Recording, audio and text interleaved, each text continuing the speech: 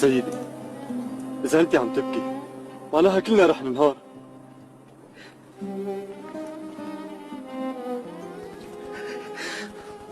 أنا عم أبكي على اللي صار كله، عم أبكي على إنه نحن عم نقتل بعض، عم ببكي على إنه ما عم نعرف شو اللي عم بصير. لك بدي أفهم من وين هالسلاح وكيف دخل، وليش لهلا ما اجت التعزيزات مع انه طالبينها من 5 ايام؟ شو اللي عم بصير يا ربي؟ شو اللي عم بصير؟ سيدي، نحن عم ندافع عن البلد، مو لازم نسأل هيك أسئلة. عدونا كل واحد شايل سلاح بوجه البلد. لسه بتقلي عدونا والبلد؟ المسلحين عم يقتلونا باسم البلد، ونحن عم نقصف ونقتل باسم البلد، وكله عم يحكي باسم البلد، والبلد راحت بين رجلين اللي عم يحكوا باسمها. اتركني يا نواف، اتركني. قالوا عمليات، عمليات.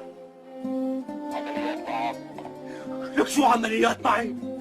نحن عم ننقتل، عم نموت. شو يعني سايقيننا على الذبح؟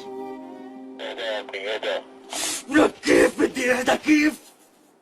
من 5 ايام طالبين تعزيزات على اساس سريعه، وما حدا يفكر حتى بخاطر هالمساكين المعترين يلي صار لهم سنه عايشين بين الخوف والرعب. علم تعرف الحال.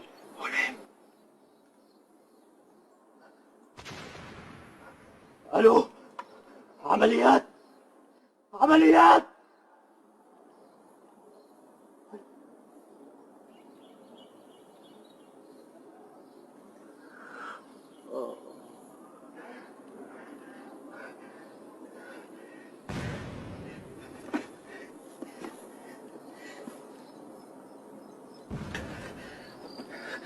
الشباب، خلونا ندفن رفقاتكم.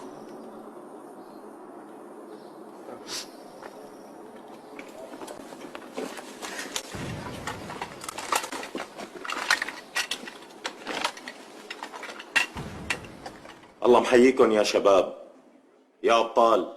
الله أكبر، الله أكبر. حابب اليوم سمعكم صوتي وإلكم إنه أنتوا الأمل وإنه النصر إلنا. كنا مقررين اليوم نهجم على الكتيبة الثانية، بس شايف إنه نأجل لنص الأسبوع الجاي، تنين بيكون أحسن. شباب، ما بدنا نبالغ بتقدير قدراتنا ونرتكب حماقة.